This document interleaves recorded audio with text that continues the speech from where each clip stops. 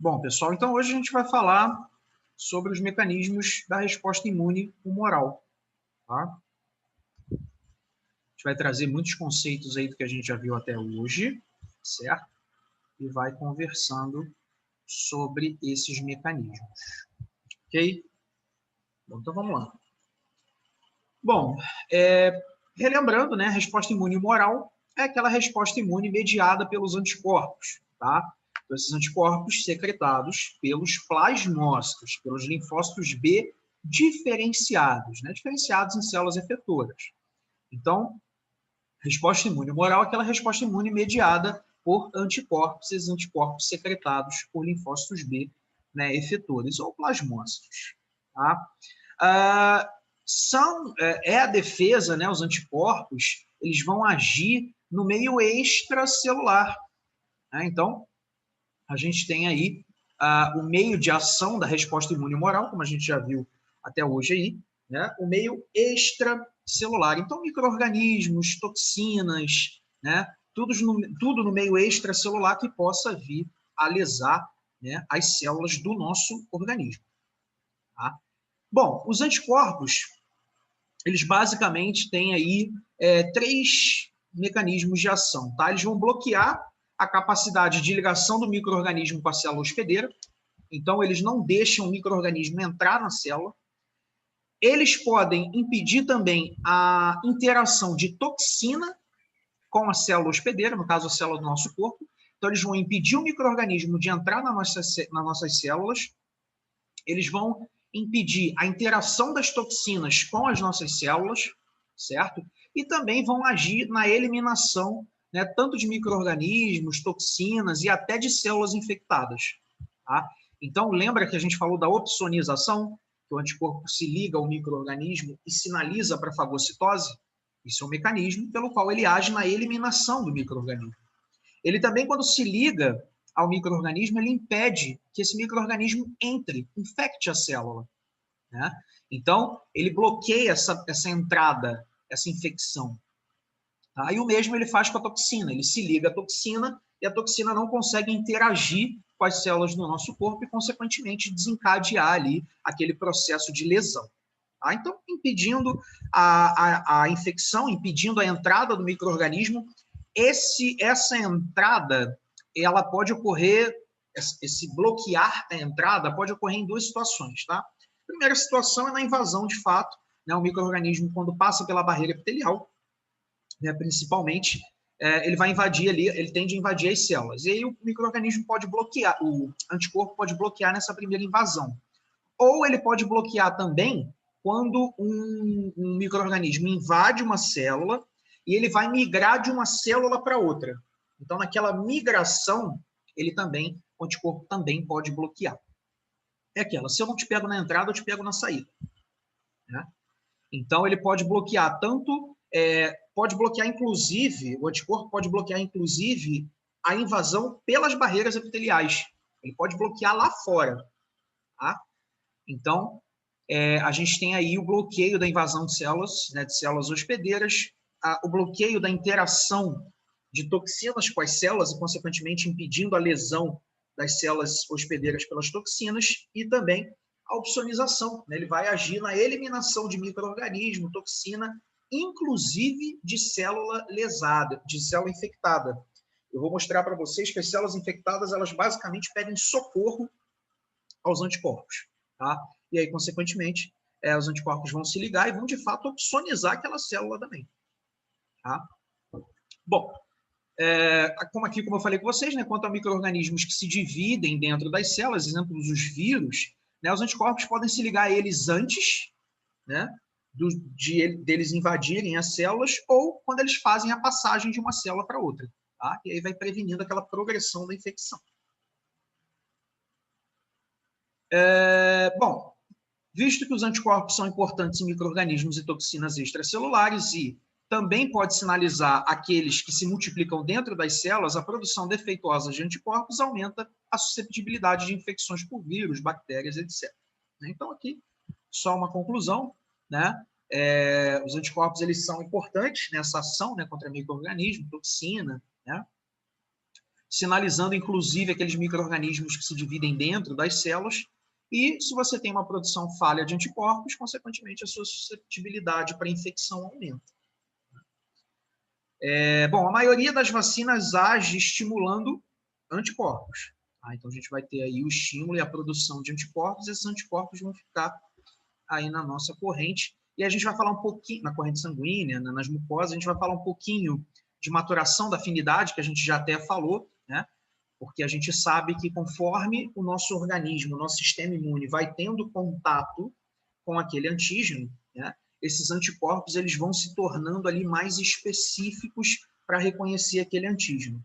Sem contar com os plasmócitos de vida longa, com os anticorpos que já foram produzidos, a gente tem uma especificação dos anticorpos para melhor reconhecer aquele antígeno. Então, tudo isso leva à maturação da afinidade.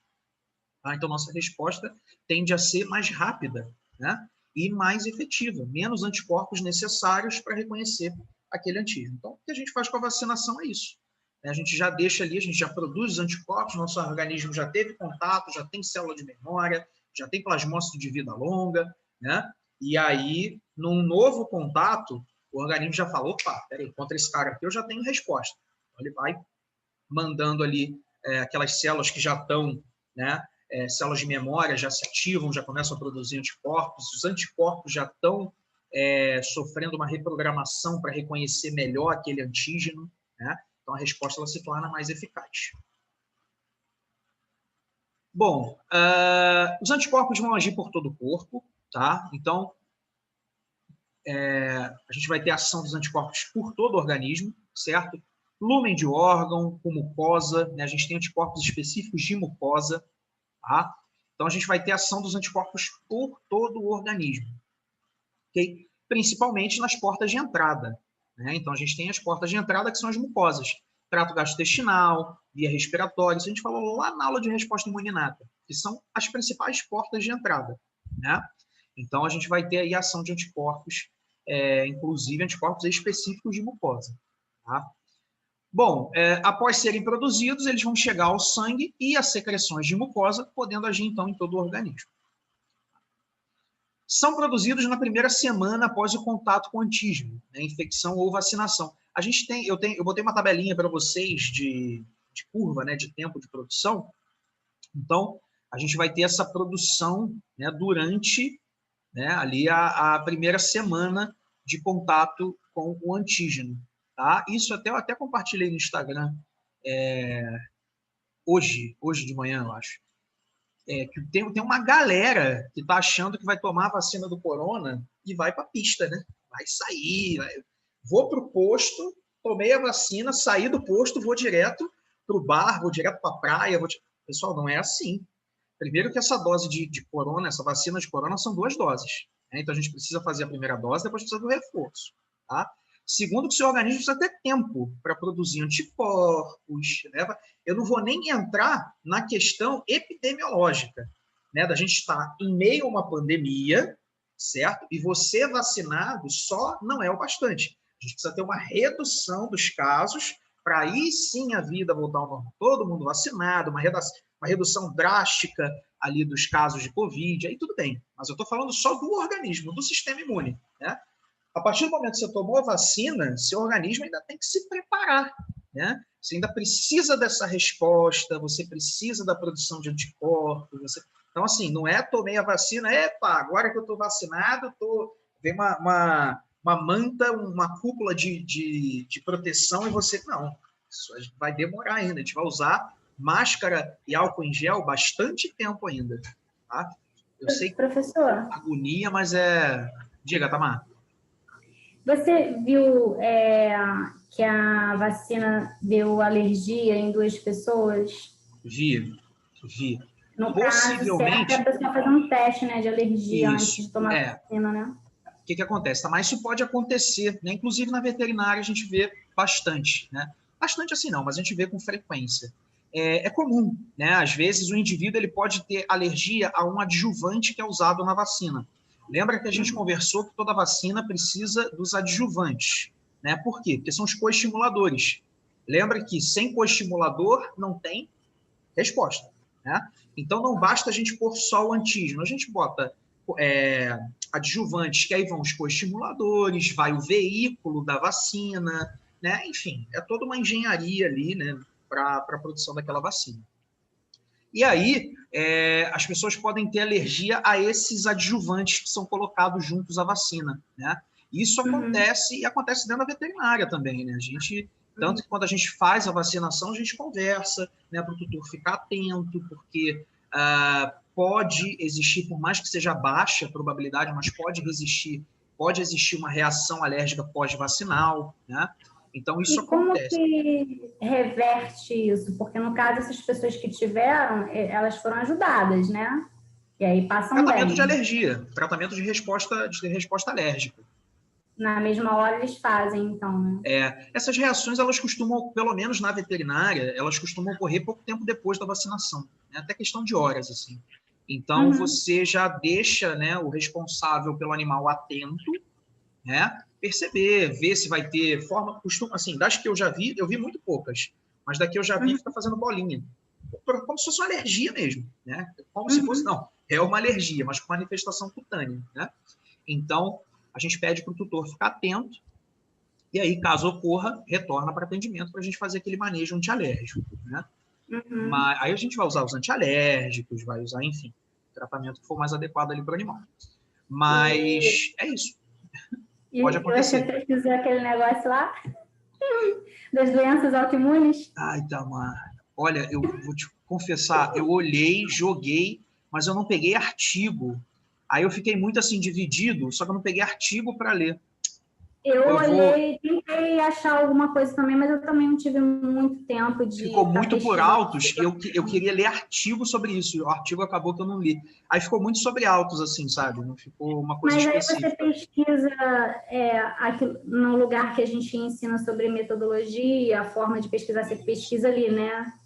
Então, aí... isso. Aí eu faço um trajeto, né? Primeiro eu pesquiso o tema, depois eu vou para os locais que publicam artigos médicos, né? E aí eu pesquiso em artigo mesmo. Aí é bom sempre você ver assim, 2 artigos atualizados, né, da área mesmo. É uma preocupação sempre que você tem que ter com o artigo. Se o artigo é atualizado, tá? E a revista que ele for atualizado, que eu digo assim, novo. No artigo, claro que de Covid a gente vai achar só de 2020 para cá, né? 2020 só, que foi agora. Mas sempre que forem pesquisar em artigo atualizado, aí bota aí um prazo de 3 a 5 anos da publicação do artigo. Aí vai muito do tema também. Tá? Tem tema que é publicado um artigo a cada não sei quanto tempo. Tem outros temas que estão borbulhando que você tem artigo toda hora. Então, preconiza sempre os artigos mais atualizados. E as revistas no qual eles são publicados. Né? Então, procura sempre revista, né? Aí, tanto que se você pesquisar, por exemplo, PubMed, periódicos CAPES, nesses agregadores de artigo, você pode buscar por relevância. E aí, por relevância, você vai ver aqueles artigos que são mais... Você não tem como depois mandar por e-mail, não? Mando. Essas dicas? Mando, claro. Você deve ter, né, meu e-mail por causa das provas, não sei se você tem. Se vocês tiverem meu e-mail, me mandam um e-mail que eu mando os links de onde eu costumo pesquisar artigo. Aí vocês vão ver que tem links, eu boto para vocês, tem links que são mais para artigos de veterinária, outros que são mais para artigos de medicina humana. Tem muita coisa na medicina veterinária que a gente tem que consultar na medicina humana, né? Então, porque a aula de metodologia que a gente está tendo é muito pouquinha, né? Então, na realidade, só é uma pincelada, né? Que é muito... assim, talvez lá para frente a gente vá ter mais, né? Mais coisas, mas só que se desse já para ir pesquisando e mexendo, já vai aprendendo, né? E é hábito, isso é hábito. Pesquisar artigo, isso a gente não aprende assim de uma hora para outra, né? É claro que a disciplina ela dá toda a introdução, e eu acho importantíssima a disciplina de metodologia, porque assim, é algo que a gente precisa, não só quem se ilude pensando assim, só preciso de metodologia para se eu for pesquisador.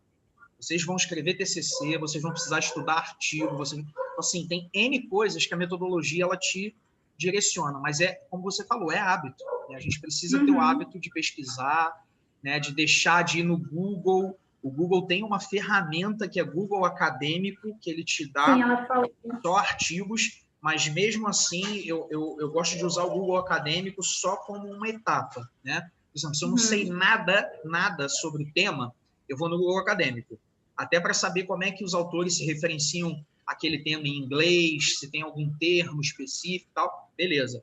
Depois que eu acho no Google Acadêmico, dou uma pré-olhada ali, eu já vou para os sites onde eu consigo ali uma pesquisa mais profunda nos artigos, né? Aí, como eu falei, tem PubMed, periódico, eu uso muito periódicos CAPES, gosto bastante. Mas aí eu mando os links para vocês, não tem problema não. Isso é tranquilo. Ô, Daniel. Vamos ver se a gente consegue, né, falar sobre esse assunto lá da doença. Cara, no dia da aula eu entrei, eu olhei, aí foi ontem ou antes de ontem, eu dei uma olhada, assim, uma zapeada, mas eu não consegui parar para ver os artigos de fato, né? E tá surgindo muita coisa, né? Ainda mais agora. É uma dúvida que eu tenho há muito tempo, para falar a verdade, sobre isso. Pode falar, Daniela. Oi, Daniel, bom dia. Bom dia, Daniela, tudo bem? Me tira uma dúvida, eu sei que foi sobre vacina que estava falando a respeito que pode ocasionar alergias, né? Se a pessoa já tem uma predisposição a algum componente. Foi. Esse também pode ocorrer também com o tempo da idade também, né? Que às vezes as pessoas que não têm, aí na idade começa a ter, né? Exatamente. Tinha, né? Exatamente. Vai de muitas coisas, né?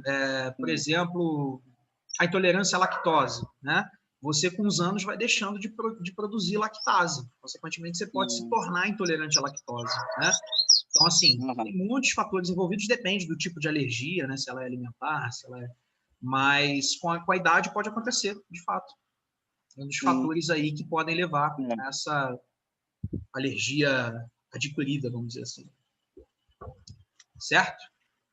Certo. Então, vamos lá, pessoal. Bom, então, como a gente falou, né?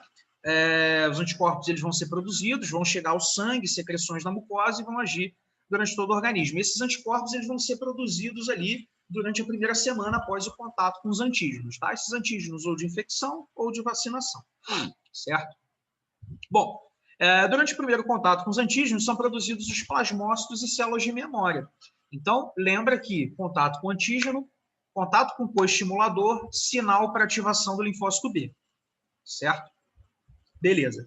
Sinalizou, ele vai passar pela expansão clonal, né, que a gente já viu, então ele vai começar a se multiplicar e vai se diferenciar em células efetoras. A célula efetora, o linfócito B efetor, a gente chama de plasmócito, tá? E o plasmócito é quem vai produzir e liberar esses anticorpos, certo? E também se diferencia em células de memória. Tá?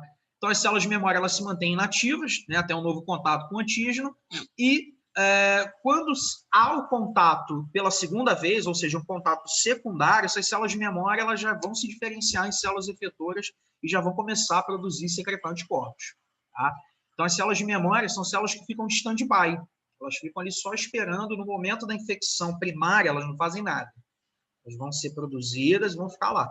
É como se o organismo criasse uma estratégia, ele faz um exército para combater aquela infecção, aquele exército vai morrer e ele deixa algumas células tomando conta. Então, é como se ele deixasse parte da tropa só ali esperando aquele antígeno novamente. E aí, quando aquele antígeno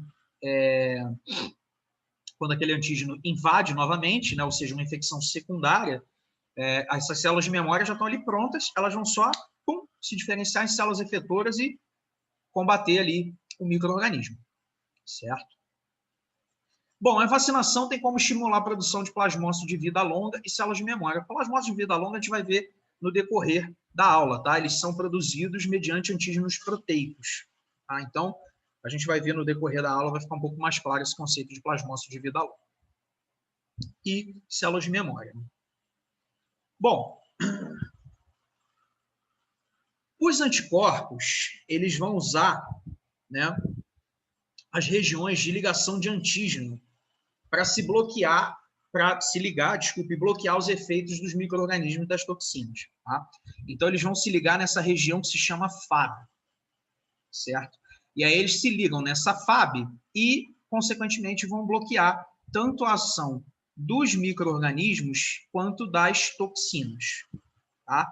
E a gente também tem as regiões FC. As regiões FC são regiões do anticorpo que vão estimular, vão interagir, né, com outras células do sistema imune. Então, a gente tem a ligação dos anticorpos nas regiões FAB, tá? São regiões de ligação dos antígenos. Os anticorpos vão se ligar ali, certo? E eles vão ter as regiões FC. As regiões FC são as regiões que vão interagir com outras células da resposta imune. Por exemplo, fagócitos, proteínas do sistema complemento, certo? Essas regiões FC vão ser as regiões responsáveis na eliminação dos micro-organismos e das toxinas, tá? Então, essas regiões FC vão ser as regiões que vão interagir, que vão ser reconhecidas pelas células, as outras células da resposta imune, né? Ou proteínas plasmáticas, ou fagócitos, tá? Então, outras células ou as proteínas plasmáticas, certo? Então, as regiões FC, elas sinalizam a outros componentes do sistema imune, fagócito, sistema complemento, para degradar e eliminar o micro-organismo ou toxina, tá? E após as ligações de várias regiões FAB, né, o que acaba direcionando a resposta imune ao antígeno de importância. Então, o que acontece? A ligação, né, em só uma região FAB não é o bastante, tá? Ou seja, você tem a ligação só em uma região FAB e só a exposição de uma região FC. Tá? A gente pensa no anticorpo, né? Então ele se liga na região FAB e expõe a região FC para interagir com outros componentes do sistema imune. Tá? A ligação de uma região FAB ou, no caso, né, consequentemente, a exposição de uma região FC não é o bastante para combater aquele micro-organismo, né, para ativar células do sistema imune. Precisa de várias. Né? Então, são vários anticorpos ali se ligando àquele micro-organismo, e aí a gente vai ter uma região, uma zona de região FC, né, exposta, e aí essa zona de região FC é que vai estimular esses outros componentes do sistema imune. Tá? Então, um anticorpinho só se ligar ao micro-organismo ali na região FAB e expor só uma região FC não é o bastante. Precisam de vários ligando para você ter várias regiões FC expostas e, consequentemente, a interação com outros componentes do sistema imune. Tá? Diga, Diego. Onde é que fica localizada essa região FC? A região FC é outra, ele se liga à região FAB, né? E aí a região que sobra, né, que fica fora, do outro lado, é a região FC. Fica ali na região constante do anticorpo. Ah, entendi. Sabe? Você tem um anticorpo, ele se liga, e aquela outra ponta, né, a região constante, é a que interage com as células do sistema imune, com as outras células do sistema imune, os outros componentes. Tá? Deixa eu ter a imagenzinha aqui para ilustrar. Aqui, vamos lá. Então, a gente tem aqui o micro-organismo, o linfócito B reconheceu, produziu anticorpos, certo? Aí esses anticorpos se ligam, tá vendo aqui, ó? Se ligam aqui na região FAB e aí sobra a região FC, certo? Então, quando ele se liga, ele pode neutralizar esse micro-organismo, certo? Então, esse micro-organismo não tem mais a capacidade de infectar as células, tá? Ele pode, olha aqui, ó, a regiãozinha interagindo com o fagócito, né? Então, ele pode opsonizar, né, elevar a fagocitose do micro-organismo. Ele pode opsonizar células infectadas. As células infectadas, quando elas são infectadas por vírus, elas expressam o antígeno do vírus lá na membrana. Isso a célula infectada. Ela pega aquele antígeno ali do vírus e expressa lá da membrana. Aí o anticorpo vem e reconhece esse antígeno do vírus que está exposto na membrana da célula infectada. É como se fosse um pedido de socorro. Fala, olha, tem um cara aqui me invadindo.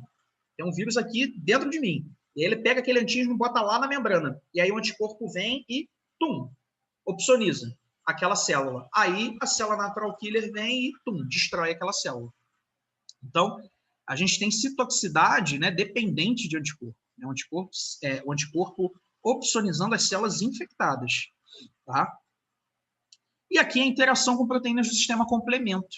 Né? Então, a gente tem aqui o anticorpo, as proteínas do sistema complemento reconhecem esse anticorpo E aí as proteínas do sistema complemento vão levar à destruição desses micro-organismos. Como que elas fazem isso? Elas podem levar à lise do micro-organismo, né, por desbalanço osmótico. Podem levar a fagocitose também, então reforçar essa opsonização, tá? E também recrutar mediadores inflamatórios para o local de infecção, ali para onde está aquele micro-organismo. Então, a gente tem aqui a ação das proteínas do sistema complemento também. Então, esses são os métodos de ação dos anticorpos, né? Eles neutralizam os micro-organismos, opsonizam tanto micro-organismos quanto células infectadas e também interagem, né? Ativam proteínas do sistema complemento. E a gente tem aqui, né, os isótipos de anticorpos e as funções efetoras. Então, a gente tem a IgG, por exemplo, né, que leva à neutralização de micro-organismos e toxinas, opsonização de antígenos para fagocitose, né, por macrófagos e neutrófilos, ativação da via clássica do sistema complemento, citotoxicidade dependente, né, de anticorpo mediada pelas células NK. O IgG vai agir em tudo, né? Imunidade neonatal. Então, as IgG são anticorpos que são transmitidos da mãe, né, para o feto, para o filho, né, tanto pela via placentária quanto pelo colostro. Tá? A IgM ativa a via clássica do sistema complemento. A IgA confere imunidade de mucosa, né? Então, a gente tem secreção de IgA no lúmen do extrato gastrointestinal e respiratório, tá? E, consequentemente, a neutralização de micro-organismo e toxina. Então, a imunidade de mucosa ela é conferida pela IgA. Tá? E a IgE vai trabalhar na defesa contra eumintos e desgranulação de mastócito. Tá? Então, a IgE é muito relacionada também a causas de hipersensibilidade, né, principalmente das alergias. Tá? A gente vai ter aqui a ação de IgE. Bom, eu acho que eu coloquei para vocês, porque agora, como não está a turma B, a turma A está na frente, eu já não sei eu não lembro se eu falei com vocês ou não, né? Mas eu acho que eu falo nessa aula sobre mecanismo também de defesa contra eumintos. Tá? São antígenos muito grandes, não tem como fagocitar. Um euminto, né? Você imagina um parasito, né? E um fagócito pequenininho. Então, não tem como fagocitar aquele euminto. Então, o mecanismo de defesa é usar os mastócitos. Né? Os mastócitos vão começar a degranular aquele conteúdo deles e aí sim você vai ter, então, a morte desse euminto. Tá? Mas aí eu vou falar com vocês mais detalhadamente. Foi só uma pincelada. Professor? Oi. Opsonização é como se fosse facilitar a digestão? Opsonização, Tamara, é uma sinalização. O anticorpo se liga ali, vários anticorpos se ligam ali na superfície do micro-organismo, e aí o fagócito, lembra do neutrófilo ou do macrófago? O fagócito que vem, fagocita e destrói, e digere, ele reconhece mais fácil. Então ele está passando ali, ele vê, opa, peraí. É como se fosse uma sinalização, ó, esse cara aqui não é daqui, vamos destruir ele. Aí vai, sinaliza, impede que ele infecte as células, né? E sinaliza tanto para fagócito quanto para proteína do sistema complemento, né? Que é para destruir mesmo, para vir e pum. Entendeu? Então, como se fosse uma sinalização, fala, ó, esse cara não é daqui não, ó, vamos destruir ele, que esse maluco não é daqui não. Aí o fagócito já vem e fala, ih, tá sinalizado ali, ó, tá opsonizado. Ele vem, fagocita e digere. Certo? Então, é uma sinalização para facilitar mesmo. Bom, a maturação da afinidade, então, vai ocorrer após repetidos contatos com o antígeno, tá? O que garante uma resposta mais eficaz dos anticorpos a esse antígeno. Como eu falei com vocês, né? Eu já adiantei. Conforme a gente vai tendo contatos com aquele antígeno, vai ocorrendo ali uma reprogramação daquela região variável, né? A região que reconhece o antígeno, e esse anticorpo ele vai se tornando mais específico para reconhecer aquele antígeno. Tá? Então, a gente vai tendo, eu vou até falar com vocês no decorrer da aula, a gente vai tendo uma seleção de linfócitos que reconhecem, né, que produzem anticorpos, que reconhecem aquele antígeno com mais afinidade. Tudo isso ocorre por reprogramação genética, recombinação genética na formação desses receptores dos anticorpos. Tá? Então, o que a gente vai tendo vai ser justamente a maturação da afinidade, né, os anticorpos sendo capazes de reconhecer com mais facilidade, com mais afinidade aqueles antígenos, aquele antígeno, né, o qual ele reconhece. Então, a maturação vai levando, né, a produção de anticorpos cada vez mais capazes de neutralizar micro-organismos e toxinas principalmente se esses micro-organismos têm a capacidade de causar infecções persistentes ou recorrentes. Vocês vão ver que a maturação da afinidade é um mecanismo para antígenos proteicos. Ela precisa do auxílio da célula T, tá? Aquela célula T auxiliar, né, que a gente viu lá quando a gente falou dos linfócitos T. Tá? Então, ela é uma característica da resposta dependente de célula T, ou seja, antígenos proteicos. Tá? Bom, essa é uma das razões para realizarmos múltiplas imunizações com o mesmo antígeno para gerar imunidade protetora, né? Então, essa maturação da afinidade é um dos motivos para a gente repetindo, né, o processo de imunização com o passar do tempo, né? Para a gente sempre estar tendo contato com aquele antígeno, um contato seguro, claro, né? E aí a gente possa gerar ali anticorpos cada vez mais maduros para responder contra aquele antígeno. Claro que a gente tem outros fatores envolvidos, né? Mutação do agente, enfim, mas a maturação da afinidade é uma das causas que a gente repete, então, a nossa imunização. Manter, é como se fosse um backup, né? Manter sempre o nosso sistema imune atualizado e melhorado. Bom, como eu falei com vocês, os anticorpos eles têm mecanismos para neutralizar os micro-organismos e as toxinas, né? Então, eles vão ali impedir que esse micro-organismo e essa toxina interaja com a célula, né? Então vão bloquear a infecção e vão opsonizar, sinalizar ali células infectadas, micro-organismos para serem destruídos. Tá? Então os anticorpos eles podem se ligar a moléculas de adesão que os micro-organismos usam para infectar as células, né? Então a gente tem aquelas moléculas de adesão que o micro-organismo usa para se ligar na célula e infectar a célula. E aí o que o anticorpo faz é se ligar a essa molécula. E aí ele bloqueia o método com o qual o micro-organismo usa para invadir a célula. Tá? Como eu falei com vocês, dos micro-organismos que entram nas células, eles podem se ligar no momento da passagem de uma célula para outra, né? Ou antes dele invadir a célula, ou no momento da passagem de uma célula para outra. E nas toxinas a mesma coisa, ela se liga àquela parte aquela molécula de adesão da toxina à célula e, consequentemente, impede que a toxina interaja, que a toxina se ligue ali à célula e venha desencadear aquele processo de lise, né, de destruição celular. Então, o que os anticorpos fazem é justamente impedir, né, bloquear, além de opsonizar, eles vão se ligar a essas moléculas de adesão e vão impedir que o micro-organismo ou a toxina venha interagir com a célula. Tá? Então, aqui é um exemplo, né?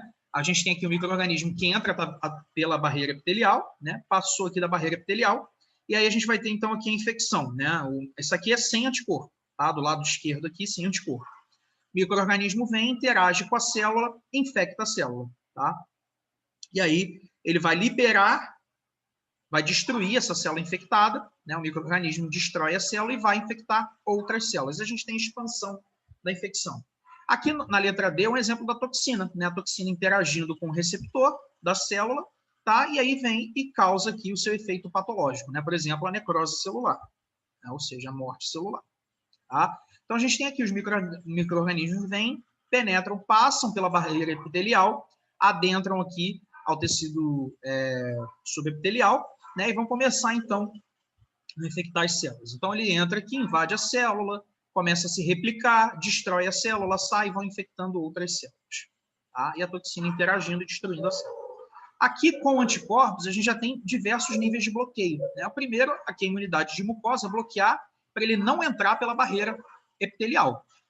Tá? Então, aqui os anticorpos se ligando, né? Imunidade de barreira, a gente pensa em IgA. Né? Então, ligação aqui, se ligou, bloqueou a penetração pela barreira epitelial. Tá? Então, aqui bloqueando a penetração do micro-organismo através da barreira epitelial. Né? O micro-organismo passando, ele pode ser bloqueado antes de invadir as células. Então, olha aqui, o anticorpo bloqueando a interação do micro-organismo com a célula hospedeira. Né? E também ele pode bloquear no momento da passagem. Né? O micro-organismo pode entrar, se replicou, destruiu a célula, no que ele vai infectar outra célula, o anticorpo fala, não, agora não. Agora você já foi longe demais. Você interage aqui, ó, e não deixa ele infectar outra célula, que eu falo para vocês no momento da passagem. Né? Eles podem infectar tanto antes dele infectar uma célula, ou desculpa, se ligar, né, bloquear, tanto antes deles infectarem uma célula, quanto no momento que eles já infectaram uma e estão passando para outra célula. Aí ele vem, se liga, que impede uma nova infecção. Professor. E aqui, só um instantinho para concluir, aqui a gente tem o bloqueio da interação da toxina com o receptor. Então, bloqueando também a adesão da toxina, né, e a consequente ação patológica da toxina à célula.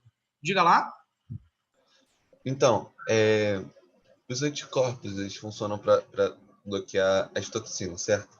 Sim. Por que não tem uma vacina contra toxinas de animais peçonhentos, por exemplo, para pessoas que trabalham muito com isso, ou não sei, A gente tem os soros, né? Mas o soro não é uma vacinação, né? O soro não é uma vacina porque precisa ser rápido. Né? Uma vacina não funcionaria contra a toxina? Não, por conta do tempo de ação da toxina. A toxina ela é muito lesiva, muito rápido. Né? Então, em poucas horas, o indivíduo pode vir a óbito, né? Por conta da ação patológica da toxina. Entendeu? Então, vamos supor, a cobra, pum, te picou. Essa toxina ela já cai na sua corrente sanguínea, ela já vai ter um efeito deletério muito rápido. Se a gente fosse vacinar... você diz o tempo de vacinação para a gente produzir anticorpos e ter ali um anticorpo contra... Isso. Eu acho que pela quantidade. Então, a gente faz o uso do soro pela quantidade, entendeu? É uma coisa mais imediata, né? É uma boa pergunta, porque eu acredito que seja pela quantidade, pela velocidade da toxina, então a gente precisa de uma quantidade muito alta, né? Show. Então, vamos lá. Estamos aqui. Beleza. Deixa eu botar a telinha aqui para cima. Bom, então, falando um pouquinho da opsonização, né? A opsonização, como a gente já conversou, é aquele processo de sinalização. Então, os anticorpos vão revestir o micro-organismo, tá? Vão se ligar. Não basta um anticorpo se ligar ao micro-organismo, tá? Como eu falei com vocês, é preciso formar um grupo, né? Uma zona de região FC. Região FC é aquela região do anticorpo que interage com as outras células, né? Com os outros componentes do sistema imune. Então, para ocorrer ali uma opsonização, uma sinalização aos fagócitos para destruírem aquele micro-organismo, é necessário a formação de uma região, né, de uma zona, de um grupo de zona FC, tá? de região FC. Tá? Então, é necessário formar ali um grupo dessas regiões, ou seja, vários anticorpos se ligarem ao micro-organismo, né, e formarem aquele monte de região FC. Aí o fagócito vem e destrói, né? Reconhece aquele micro-organismo com facilidade e destrói aquele micro-organismo. Então vai fagocitar, a gente viu lá na resposta imuninata como ocorre, né? A gente vai ter ali a projeção do citoplasma, o fagócito vai abraçar aquele micro-organismo e vai formar uma bolsa dentro dele, dentro do citoplasma dele, uma bolsa que a gente chama de fagossoma, né? Fagossoma, soma de bolsa, ou soma de bolsa e fago de fagocitose. Vai formar uma bolsa com um micro-organismo ali dentro. Depois, esse fagossoma vai se fundir aos lisossomas. Lisossomas são aquelas bolsas cheias de enzima dentro, né? No momento da fagocitose, essas enzimas já estão sendo ativadas. Quando ele está fagocitando, né, as enzimas já estão sendo ativadas ali nos lisossomas. E aí, então, ele forma o fagossoma se funde aos lisossomas e aí forma o fagolisossoma, ou seja, a bolsa com o micro-organismo com as enzimas para destruir esses micro-organismos, certo? E aí, então, vai ocorrer a digestão, né, a destruição daquele micro-organismo dentro dos fagócitos, certo? Então, os fagócitos fagocitam, quando o micro-organismo se liga à membrana do fagócito, as enzimas já estão sendo ativadas, certo? Então, as enzimas já começam a ser ativadas no momento da ligação do micro-organismo com a membrana do fagócito. O fagócito se ligou, reconheceu, já está sendo ativadas as enzimas. E aí, ele, então, vai abraçar, vai projetar o citoplasma dele, abraça aquele micro-organismo e forma uma bolsa contendo o micro-organismo, que a gente chama de fagossoma. O fagossoma se junta ao lisossoma, os lisossomas, que são bolsas contendo enzimas. E aí você faz uma grande bolsa contendo o micro-organismo, e as enzimas para destruir aquele micro-organismo. A essa grande bolsa a gente chama de fagolisossomo, certo? E aí ocorre, então, a destruição desse micro-organismo. Aqui é um videozinho para exemplificar para vocês esse processo. Deixa eu só... The uptake of bacteria by phagocytes is an active process, which requires the triggering of specific receptors on the phagocyte. Special receptors, which bind antibody-coated bacteria, trigger phagocytosis. Binding of the aggregated antibody Percebam aqui que não foi um anticorpo, foram vários. Recobriu a bactéria aqui no caso, né? molecules to the receptors on the phagocyte causes the cell to engulf the bacterium. The phagocyte first produces pseudopods, or ruffles, that surround the bacterium and then fuse, trapping the bacterium within what is now an intracellular vesicle, the phagosome. Então percebam que o fagócito abraçou, reconheceu aquele conjunto de região FC, né? Abraçou e formou uma bolsa. Essa bolsa está dentro do citoplasma dele, tá? Que a gente chama de fagossomo. Então, é a bolsa contendo o micro-organismo. Within the phagocyte, lysosomes fuse with the vesicle, delivering their enzymatic contents to degrade the engulfed bacterium. Então, percebam aqui que a gente tem a fusão, né, dos lisossomas com o fagossoma, formando o fagolisossoma, né, e a liberação das enzimas, né, do lisossoma dentro do fagossoma. Então, a gente tem a formação do fagolisossoma, e aí o que leva à destruição do micro-organismo.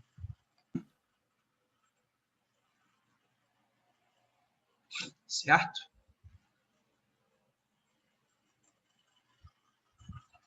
Bom, então, a fagocitose por opsonização, ela vai ser ela é o principal mecanismo de defesa contra a bactéria encapsulada, por exemplo. Então, as bactérias encapsuladas, elas são combatidas principalmente por fagocitose por opsonização, tá?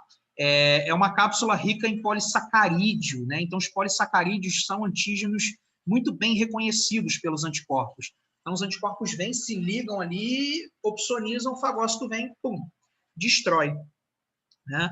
Se a gente pensar, por exemplo, no baço, o baço ele é um órgão rico em fagócito, né? Então, essa fagocitose por opsonização ocorre muito no baço.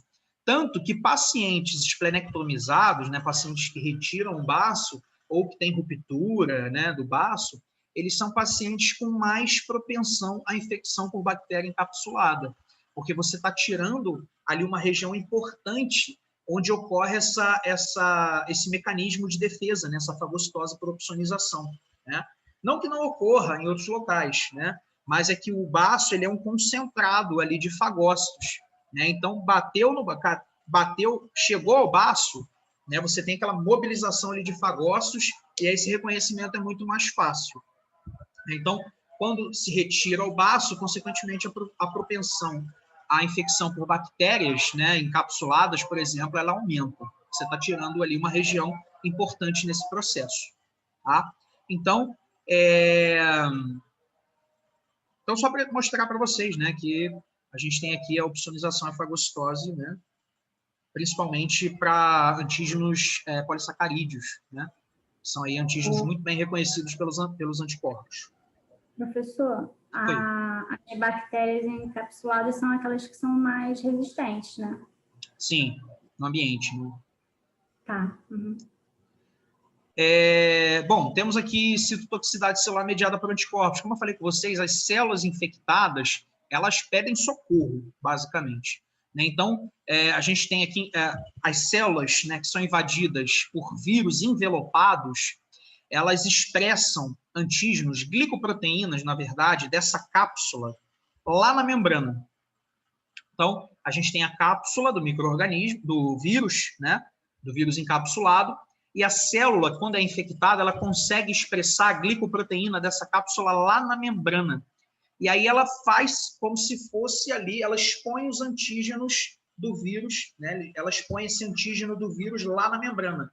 E aí o anticorpo consegue reconhecer essa glicoproteína e, consequentemente, sinalizar aquela célula para a destruição, para a ação das células natural killer.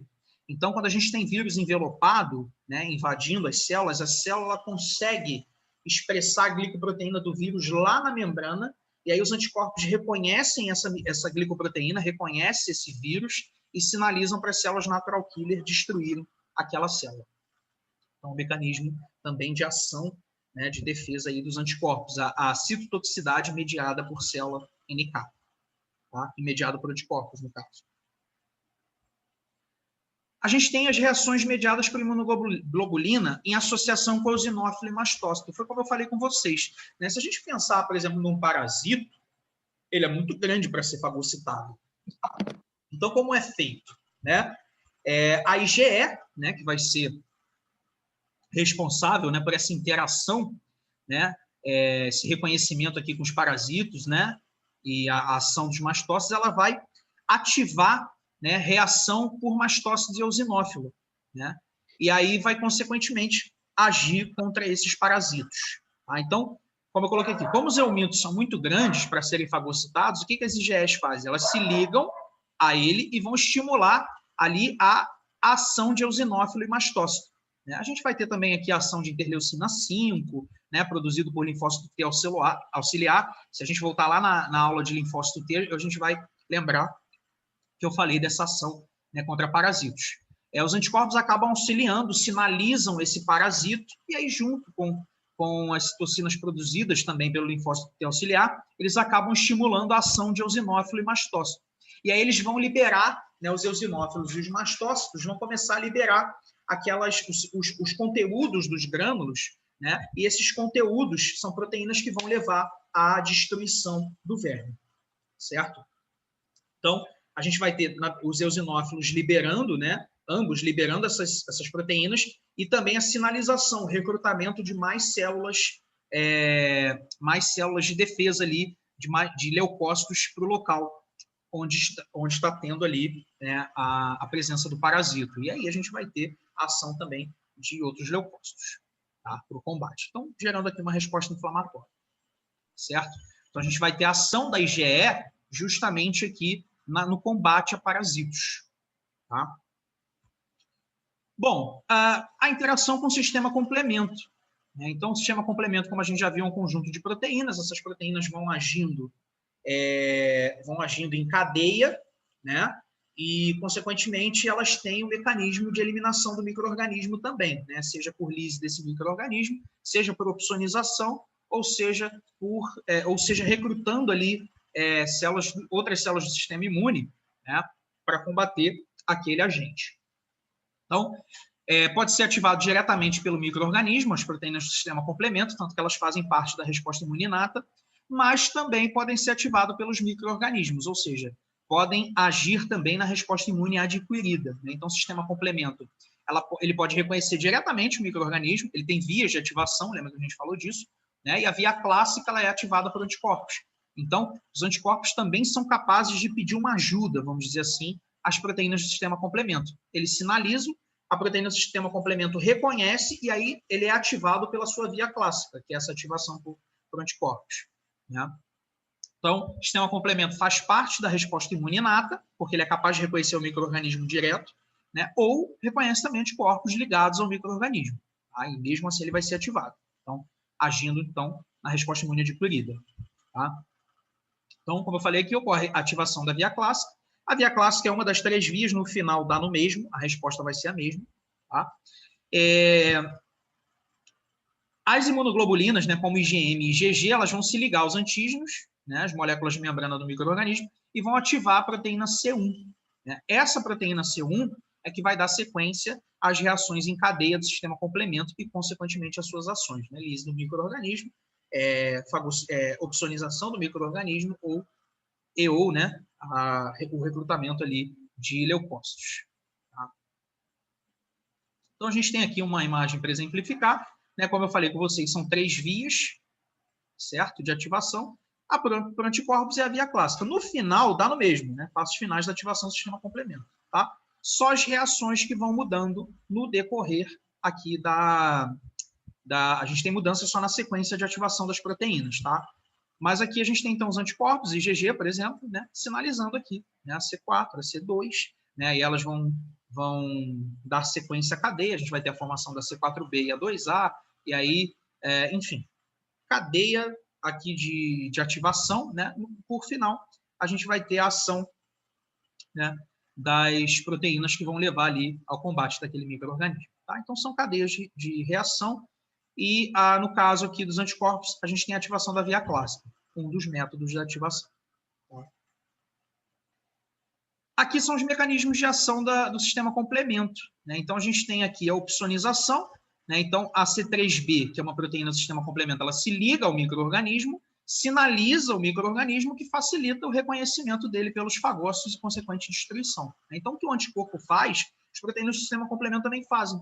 São capazes de reconhecer ali, tornar, né, sinalizar aquele micro-organismo aos fagócitos para os fagócitos destruírem. Tá?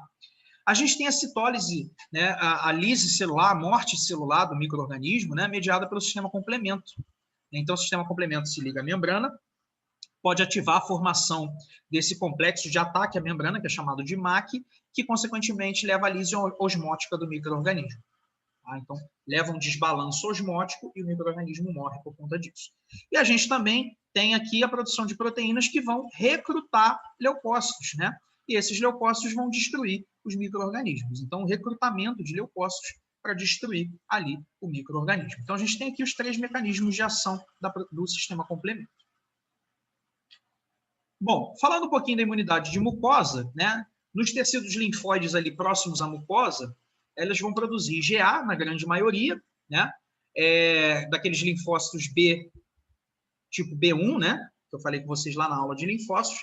E essas imunoglobulinas A vão atuar nos micro-organismos que entram pelas mucosas ali, pelas portas de entrada. Tá?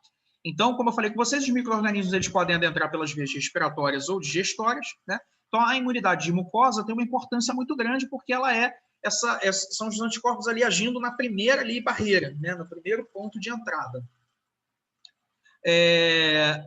A IgA chega ao lúmen do órgão, onde reconhece o micro-organismo e bloqueia suas ligações e a sua entrada pelo epitélio, pelas barreiras epiteliais. Tá? Um exemplo dessa ação é o tipo de imunidade, é o vírus da poliomielite. Né? Então, o vírus da polio, como ele adentra pela mucosa, né, pela mucosa gástrica, esse tipo de imunoglobulina é muito importante na prevenção, né, contra a infecção pelo vírus da poliomielite. Tanto que a imunização ela é por via oral, é a gotinha. Né? A gente toma, estimula ali a produção de IgA, né, nesses tecidos linfóides próximos à mucosa, e, consequentemente, que a gente tem o tecido linfóide periférico próximo à mucosa, então a gente vai ter ali a ativação de linfócito B, né, principalmente desses linfócitos B1, que estão lá próximos, né, e aí a produção de IgA, que, consequentemente, vai conferir essa proteção contra o vírus da polio, né, contra essa penetração pelas barreiras epiteliais. Falando um pouquinho, então, da imunidade neonatal, a imunidade neonatal é a passagem, né, a transmissão de anticorpos da mãe para o filho. Tá? Então, essa transmissão ela é feita pelo leite e pelo colostro. É o único tipo natural que a gente tem de imunidade passiva, né, quando a gente já recebe os anticorpos. Outro método é o soro. Né? O soro já não é natural. Né? Então, a imunidade passiva, o único exemplo que a gente tem é quando a gente passa ali, né, de mãe para filho. Tá? E essa transmissão de anticorpos, né, a gente vai ter aqui IgA e IgG, IgG por via placentária e colostro, e IgA por colostro. Tá? Então, tanto pela via placentária, tanto quanto pelo colostro e pelo leite, a gente tem a transmissão de anticorpos. Tá? E esses anticorpos eles são importantes para quê? Para o neonato já ter uma proteção, né, para ele não vir desguarnecido ao mundo, né, ao contato externo, com antígenos, enfim. Então, ele acaba recebendo ali os anticorpos que a mãe produziu, né, quando ela teve contato com os antígenos, certo? Então, por isso que é importante a mãe, né, sempre estar vacinada, né, estar com o seu protocolo vacinal em dia, que é para poder produzir anticorpos e esses anticorpos serem produzidos ao feto, ao neonato, tá? Durante a gestação e na amamentação.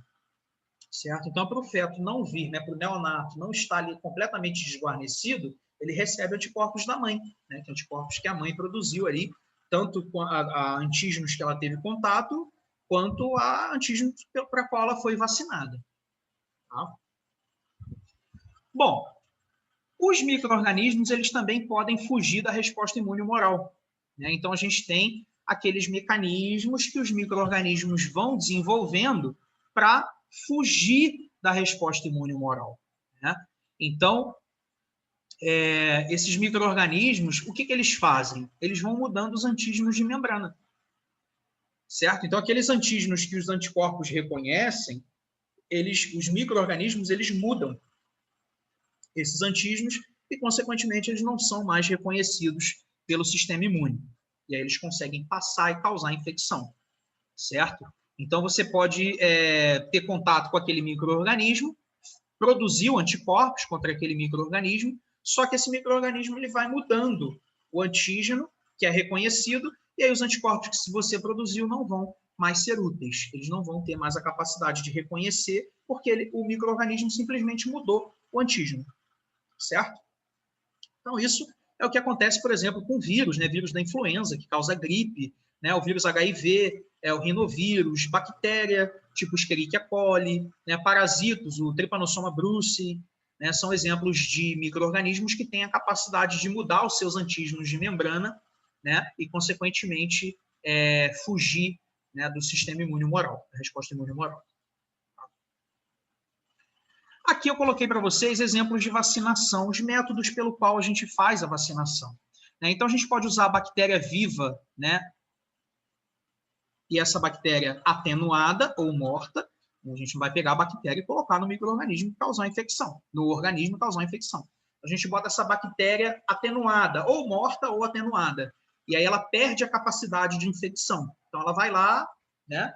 O sistema imune vai reconhecer como antígeno, mas essa bactéria está atenuada. A patogenicidade dela está nula, né? E aí, consequentemente, o nosso organismo forma uma resposta, né, e não é infectado.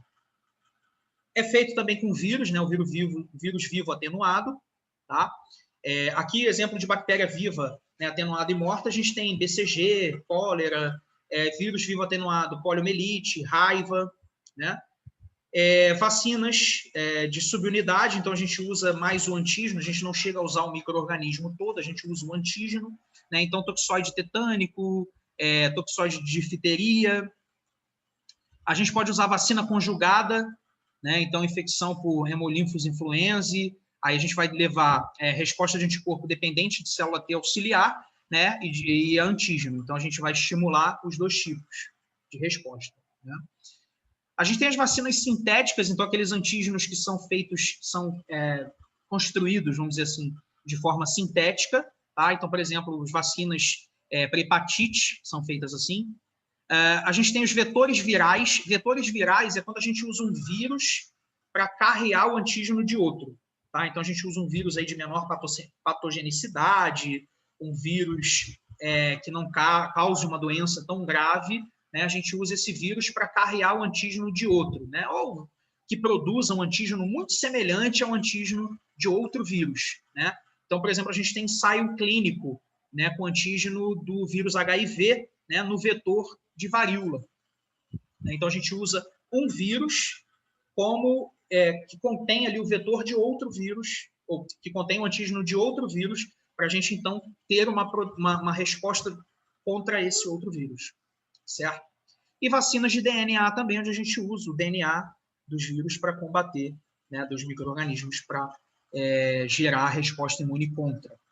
Então, usando o DNA, o material genético do micro-organismo. Tá? Também, hoje em dia, bastante realizada aí. Certo?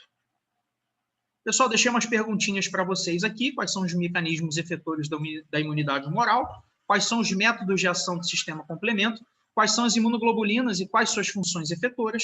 E como ocorre o processo de imunidade neonatal e qual a sua importância?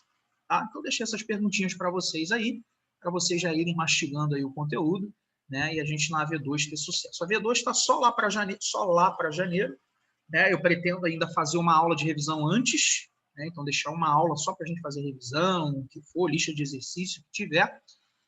E é isso. Por hoje é só. Recomendo a todos aí bons estudos, cuidado, né?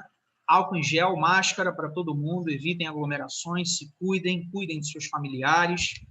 A gente mora na região metropolitana 2, né? Então nossa região aí está com uma alta de casos, os leitos estão ficando escassos, tanto na saúde pública quanto na privada, então não está fácil, se cuidem, reforcem seus cuidados contra a Covid, porque o negócio não está fácil, galera. Professor,